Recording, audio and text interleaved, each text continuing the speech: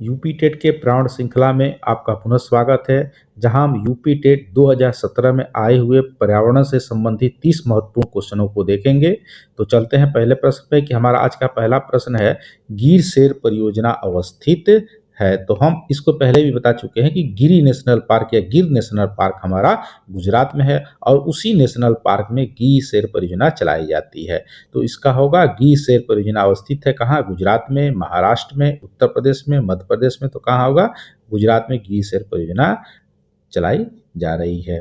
एक चीज और बता दें, जो गिरी नेशनल पार्क में केवल वहीं पे ही शेर पाए जाते हैं। देखिए ये शेर है, बाघ और शेर में अंतर आपको करना है कि ये शेर है जिसके किनारे किनारे किनारे ऐसे बाल होता है, तो बस गिर नेशनल पार्क में ही शेर पाया जाता है भारत में। अगले प्रश्न चलते हैं, पुष्कर मेला कहाँ आयोजित किया जाता है? जयपुर में, उदयपुर में, जोधपुर में, अजमेर में। तो बता दें कि पुष्कर मेला अजमेर से 14 किलोमीटर दूरी के आसपास ये हमारा लगता है। कहाँ लगता है? अजमेर में। और किस लिए प्रसिद्ध है? पुष्कर मेले में पशु मेला भी इसके साथ लगता है। तो ये पूछता है पुष्कर मेला को कभी कभी संबंध हम पशु मेला से भी कर लेते हैं।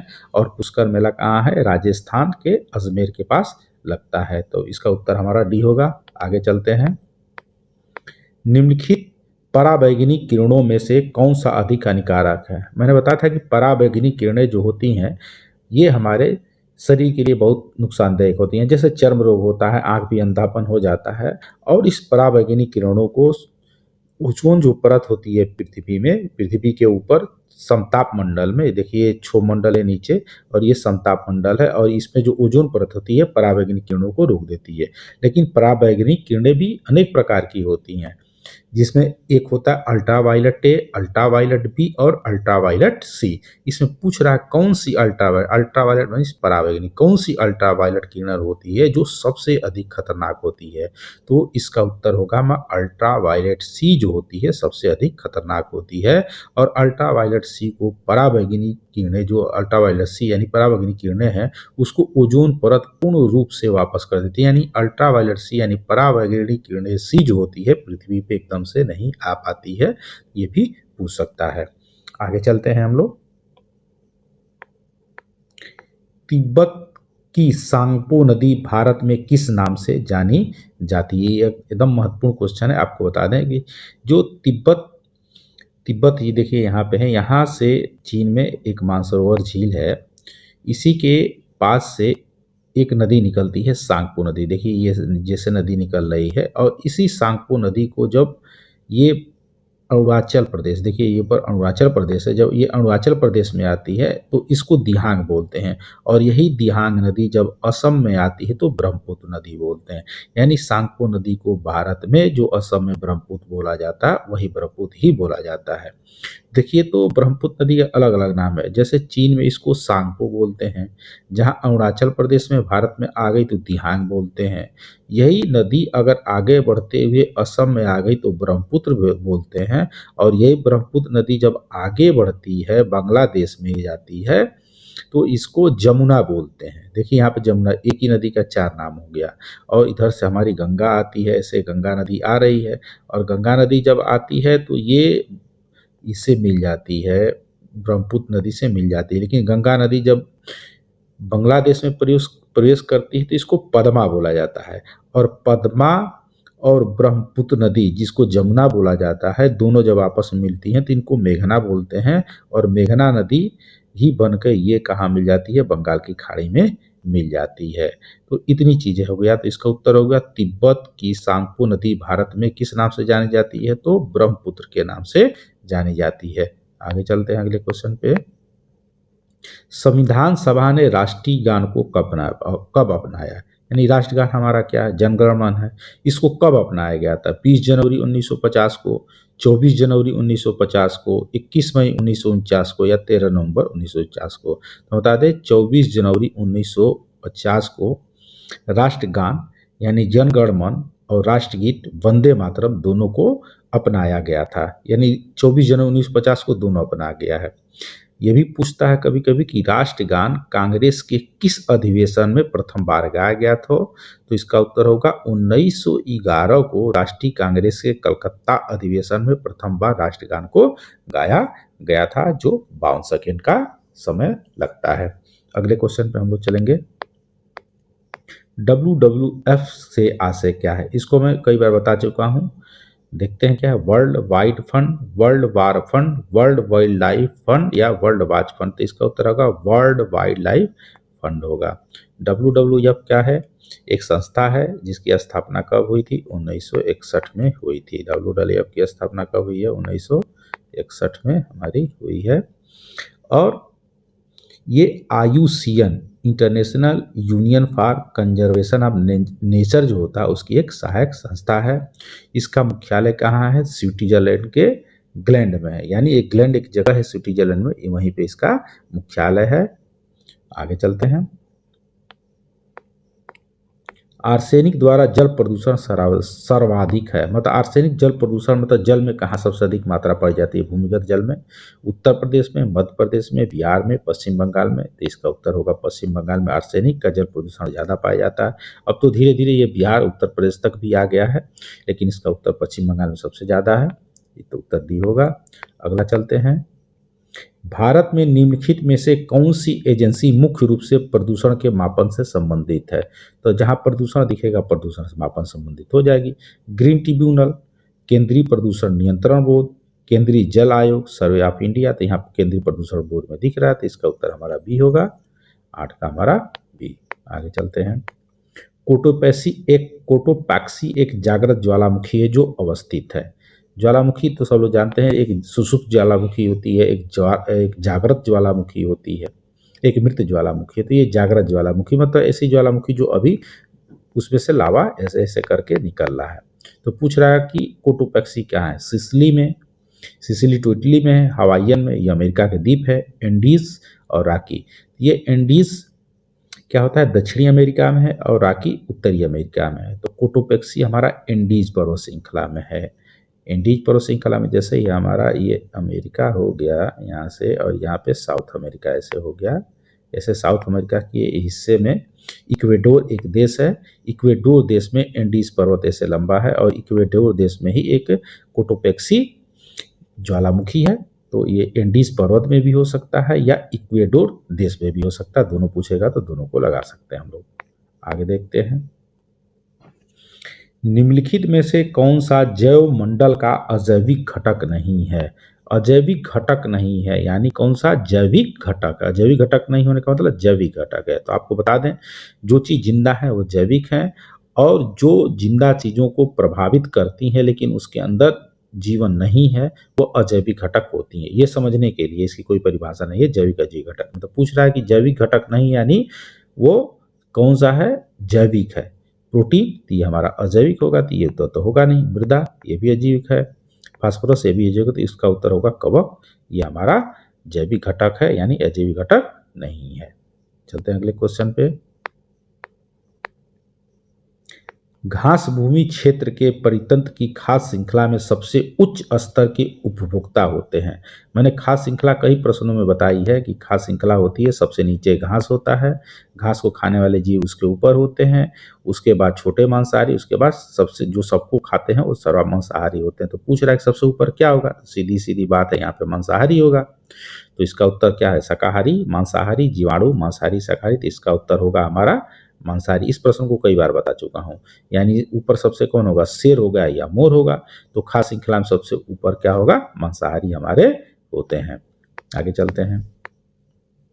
वायुमंडल का प्रमुख स्तर जो पृथ्वी तल के नजदीक है कहलाता है। तो हम बताए थे कि ये पृथ्वी है, पृथ्वी तल के सबसे नजदीक जो होता है क्षोमंडल होता है। उसके बाद क्या आता है? हमारा समताप मंडल होता है, और इसी समताप मंडल में हमारा ओजोन होता है। क्षोभ मंडल, समताप मंडल, उसके ऊपर हमारा आता है आयन मंडल, उसके ऊपर आता है मध्य मंडल, उसके बाद बहिर्मंडल आता है। तो पूछ रहा है पृथ्वी के सबसे नजदीक क्या है? क्षोभ मंडल यानी ट्रोपोस्फेयर। तो कौन सा उत्तर होगा हमारा इसका? बी, क्षोभ मंडल। वायुमंडल की प्रमुख स्तर पृथ्वी की जो नजदीक है वो क्या हमारा? क्षोभ मंडल है। आगे चलते हैं। संयुक्त राष्ट्र सुरक्षा परिषद में कितने अस्थायी सदस्य होते हैं? हम जानते हैं कि संयुक्त राष्ट्र एक अंतर्राष्ट्रीय संस्था है जो सभी देशों के एक साथ इकट्ठा बातचीत का मंच प्रदान करता है। उसमें सुरक्षा परिषद एक संगठन है, उसमें जैसे 6 उसमें संयुक्त राष्ट्र संघ में 6 भाग हैं उसमें एक सुरक्षा परिषद भी है।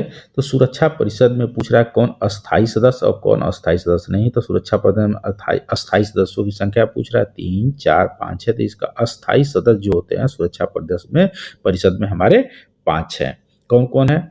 यूएसए यानी अमेरिका, उसके बाद रूस, चीन, इंग्लैंड और जिसको ब्रिटेन भी बोलते हैं, और फ्रांस है। ये हमारे 5 अस्थायी सदस्य हैं और 10 अस्थायी सदस्य होते हैं जिनका चुनाव बदल बदल के हमारा होता है। तो सुरक्षा परिषद में अस्थायी सदस्यों की संख्या हमारा 5 है। अगले प्रश्न चलते हैं। सरिस्का राष्ट्रीय उद्यान अवस्थित है पश्चिम बंगाल में, गुजरात में, राजस्थान में, असम में। तो सरिस्का राष्ट्रीय उद्यान हमारा राजस्थान में अवस्थित है। पारिस्थितिकी तंत्र में ऊर्जा का मुख्य स्रोत होता है ATP, Surya Prakash, DNA, RNA. तो इसका उत्तर बता दें कि जैसे हमारी जितनी भी तंत्र है पारिस्थितिकी में सारी चीज का ऊर्जा का स्रोत सूर्य ही है, क्योंकि कोई भी ऊर्जा हम प्राप्त करते हैं चाहे पेट्रोलियम चाहे कोई भी हो, वो शुरू में सूर्य से ऊर्जा ली हुई है। तो सबसे प्रमुख स्रोत हमारा सूर्य होता है। तो इसका उत्तर हमारा होगा सूर्य। पारिस्थितिकी तंत्र में ऊर्जा का मुख्य स्रोत हमारा सूर्य का प्रकाश होता है। चलते हैं अगले प्रश्न पे हम लोग। एक मार्ग का संबंध क्या है? एक मार्ग किससे संबंधित है?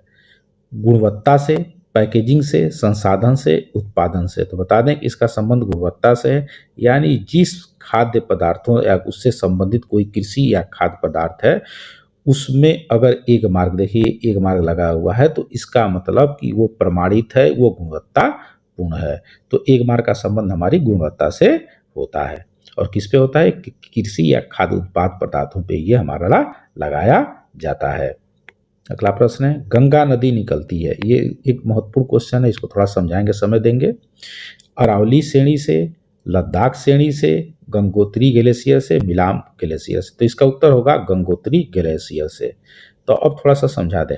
गंगा नदी जब निकलती है तो ये 2 जगह से निकलती है। एक यहाँ से निकलती है, पहले देखें इसको, ये भागीरथी नदी, और इधर से निकलती है अलकनंदा नदी। और ये जो दोनों जो नदियां हैं ये हमको देवप्रयाग में मिलती हैं। और देवप्रयाग में मिलने के बाद जब ये आगे ऐसे बढ़ती हैं तो ये गंगा नदी कहलाती है। तो ये जो भागीरथी नदी है यही गंगोत्री से निकलती है, यानी एक गोमुख स्थान है जहाँ गंगोत्री ग्लेशियर है वो निकलती है। तो यह मुख्य नदी तो भागीरथी ही है। और भागीरथी जब गंगोत्री से निकलती है तो देवप्रयाग में अलकनंदा से मिलती है और दोनों मिलके आगे गंगा बन जाती है। तो ये पूछ रहा गंगा नदी निकलती है कहाँ? गंगोत्री ग्लेशियर से, यानी जो भागीरथी ही मेन गंगा है उसी को पूछ रहा है। अगला क्वेश्चन चलते हैं हम लोग। वन जीव सुरक्षा अधिनियम पारित किया गया था। इसको पिछले वीडियो में मैंने इसको बताया था, पिछले लेक्चर में इसको मैंने बताया था। कब हुआ था? 1960, 1962, 1972, 1975। तो मैंने बताया था वन जीव सुरक्षा अधिनियम 1972 को पारित हुआ था। और वन संरक्षण अधिनियम कब हुआ था? तो हम बताए थे 1980 में वन संरक्षण अधिनियम हुआ था। पर्यावरण संरक्षण अधिनियम 1986 में पर्यावरण संरक्षण अधिनियम हुआ था। आगे चलते हैं। दूध से दही बनने की प्रक्रिया को क्या कहते हैं? प्रकाश संश्लेषण, पौधे खाना बनाते हैं उसको प्रकाश संश्लेषण कहते हैं। आसवन, किण्वन, ये तो गलत कुछ ऑप्शन हो गया लेकिन छोड़िए, इसको है नहीं। तो 19 का उत्तर होगा हमारा किण्वन। दूध से दही बनाने की प्रक्रिया को किण्वन बोलते हैं। इसमें क्या होता है? लैक्टोबैसिलस जो जीवाणु होता है दूध में, लैक्टोज को लैक्टिक अम्ल में बदल देता है जो दही हो जाता है। इसको भी बता चुके हैं। देख रहे हैं ना कितना प्रश्नों को दोहरा रहा है। आगे चलते हैं। किस देश के संविधान में मौलिक कर्तव्यों को लिया गया है? हमारे संविधान में बहुत ऐसी चीजें होती हैं जो अच्छी चीजें हैं, दूसरे देशों से लिया गया है। उसमें एक मौलिक कर्तव्य है जिसको हमारे संविधान में बाद में जोड़ा गया था 42वें संविधान संशोधन द्वारा। ये पूछ रहा है कि कहाँ से लिया गया है? जर्मनी के संविधान से, यूनाइटेड किंगडम के संविधान से, यूएसए यानी अमेरिका के संविधान से, यूएसएसआर यानी रूस के संविधान से। तो आपको बता दें कि मौलिक कर्तव्य यूएसएसआर यानी रूस के संविधान से लिया गया है। जर्मनी के संविधान से क्या लिया गया है? आपातकाल लिया गया है। यूनाइटेड किंगडम से अधिकतर तो यहीं से लिया गया है, संसदीय व्यवस्था जैसे समझ लीजिए। यूएसए से मौलिक अधिकार लिया गया है, न्यायिक पुनर्वलोकन भी लिया गया है यहीं से। तो मौलिक कर्तव्य हमारा। और मौलिक कर्तव्यों की संख्या इस समय कितनी है? तो इस समय मौलिक कर्तव्यों की संख्या 11 है। चलते हैं आगे। अंतर्राष्ट्रीय न्यायालय का मुख्यालय अवस्थित है। अभी मैंने बताया कि संयुक्त राष्ट्र संघ है, उसमें 6 संस्थाएं हैं, उसके 6 अंग हैं, उसी में से एक अंग अंतर्राष्ट्रीय न्यायालय है। अभी मैंने सुरक्षा परिषद भी बताया। तो उस पहले देख लें कि संयुक्त राष्ट्र संघ के बारे में अनेक उसके अंगों के बारे में पूछ रहा था, एक एक अंग के बारे में देख लें। उसके 6 अंग है, महासभा है, सुरक्षा परिषद है, अंतर्राष्ट्रीय न्यायालय है, आर्थिक तथा सामाजिक परिषद है, एक सचिवालय है। जिसमें से अन्य 5 यानी अंतर्राष्ट्रीय न्यायालय को छोड़ के जितने भी 5 मैंने बताए हैं, उनके ये सारे का मुख्यालय न्यूयॉर्क में स्थित है। बस एक संस्था जो संयुक्त राष्ट्र संघ का अंग है, जो एक अंग है, उसका मुख्यालय अलग है। तो वही पूछ रहा है कि अंतर्राष्ट्रीय न्यायालय का मुख्यालय कहाँ है? जेनेवा में, हेग में, न्यूयॉर्क में, पेरिस में। तो अंतर्राष्ट्रीय न्यायालय का मुख्यालय हेग में स्थित है। अब आप लोगों को पता करना कि हेग कहाँ है। चलते हैं आगे। अगला क्वेश्चन, भारत में प्रोजेक्ट टाइगर प्रारंभ किया गया था। मैंने कई बार इसको बता चुका हूं। 1972, 1973, 1981, 1985। इसका उत्तर होगा 1973। समय बर्बाद करते हुए अगले क्वेश्चन पे चलते हैं हम लोग। फूलों की घाटी अवस्थित है। यहाँ 2 चीज आपको बता दें कि कहाँ कंफ्यूज करता है। एक शांत घाटी, एक फूलों की घाटी कंफ्यूजन करता है। तो आपको बता दें कि जो शांत घाटी है केरल में अवस्थित है। जैसे ये भारत का नक्शा है, यहाँ केरल, तो यहाँ शांत घाटी है, और फूलों की घाटी उत्तराखंड में है। तो याद कर ली कि उत्तराखंड में बहुत से फूल निकलते हैं, तो फूलों की घाटी उत्तराखंड में, और शांत घाटी जिसको साइलेंट वैली भी बोलते हैं वो केरल में अवस्थित है। तो फूलों की घाटी हमारा होगा उत्तराखंड में। आगे हम लोग चलेंगे। एक वयस्क मानव में कुल कितनी अस्थियों की संख्या होती है? सब लोग जानते हैं 206। आगे चलते हैं। ग्रीन पीस इंटरनेशनल का मुख्यालय अवस्थित है। ग्रीन पीस एक स्वयं संस्था में यानी एनजीओ है, एक तरह का एनजीओ है ग्रीन पीस इंटरनेशनल, जिसकी स्थापना हम लोग 1971 में देखते हैं। इसकी स्थापना 1971 में कनाडा में हुआ था, और इसका मुख्यालय है एम्स्टर्डम, नीदरलैंड में स्थित है। तो ग्रीन पीस इंटरनेशनल क्या है? एक एनजीओ है जो क्या करता है? पर्यावरण से संबंधित विश्वव्यापी आंदोलनों में जैसे सहयोग करता है, पर्यावरण सुरक्षा की बातें करता है, सहयोग भी करता है इस मुद्दे पे। तो इसकी स्थापना, ये पूछ सकता है ग्रीन पीस इंटरनेशनल की स्थापना कब हुई थी? तो 1971 में। कहाँ हुआ था? कनाडा के वैंकूवर में हुआ था, लेकिन इसका मुख्यालय अलग है। इसका मुख्यालय एम्स्टर्डम, नीदरलैंड में स्थित है। तो ग्रीन पीस का मुख्यालय कहाँ होगा? एम्स्टर्डम में। अगला चलते हैं। प्रकाश संश्लेषण के प्रकाशी चरण के दौरान का ऑक्सीकरण एवं अपचयन होता है। यहाँ पे हम ऑक्सीकरण और अपचयन चीजों को समझ लें। ऑक्सीकरण का मतलब होता है अगर किसी तत्व में से हाइड्रोजन या कोई इलेक्ट्रॉन निकल जाए तो उसका ऑक्सीकरण होता है। और अपचयन का मतलब किसी तत्व में, किसी में हाइड्रोजन आ जाए या कोई इलेक्ट्रॉन आ जाए, यानी इसमें अपचयन में प्राप्त होता है हाइड्रोजन, और ऑक्सीकरण में हाइड्रोजन या इलेक्ट्रॉन निकलता रहता है, इसमें से निकल जाता है। तो अब पूछ रहा है कि प्रकाश संश्लेषण के प्रकाशी चरण के दौरान किसका ऑक्सीकरण होता है, किसका अपचयन होता है? जल यानी होता है H2O। H2O में से प्रकाश संश्लेषण क्रिया में ये H जो होता है निकल जाता है, यानी जल में जल का क्या होगा? ऑक्सीकरण होगा। तो इसमें जल का ऑक्सीकरण होता है, यहाँ जल हो जाएगा। और किसका अपचयन होता है? NADP का अपचयन होता है। अब NADP अगर बायोलॉजी क्लास होती है पूरा बताते हैं, बस इतना जान लीजिए कि NADP एक रासायनिक वाहक होता है जो ऊर्जा को एक स्थान से दूसरे स्थान तक ले जाता है। तो NADP का हमारा अपचयन होता है। प्रकाश संश्लेषण का मतलब होता है पौधे जब अपना खाना बनाते हैं उसमें ऑक्सीकरण किसका होता है? पानी का। और अपचयन किसका होता है? NADP का। तो इसका उत्तर होगा हमारा ए उत्तर होगा। आगे चलते हैं। एलपीजी के संदर्भ में क्या सत्य नहीं है? एलपीजी के बारे में हम डिटेल बताए हैं, फिर से देखते हैं। क्या सत्य नहीं? ध्यान देना, नहीं पे ध्यान देना है। यह एक स्वच्छ ईंधन है, ये तो सत्य है। एलपीजी तो स्वच्छ है तभी तो खाना बना रहे हैं। यह उच्च ऊष्मीय मान रखता है। कैसे? नीली ज्वाला है, यह नीली ज्वाला के साथ जलता है, ये भी सही है। यह मीथेन उत्सर्जन करने वाला, गलत, यह मीथेन कभी भी उत्सर्जित नहीं करता है, तो इसका उत्तर गलत होगा। तो एलपीजी का मुख्य घटक क्या होता है? प्रोपेन तथा ब्यूटेन होता है। और मीथेन किसका मुख्य घटक होता है? ये हमारा सीएनजी का मुख्य घटक होता है। अगले क्वेश्चन चलते हैं।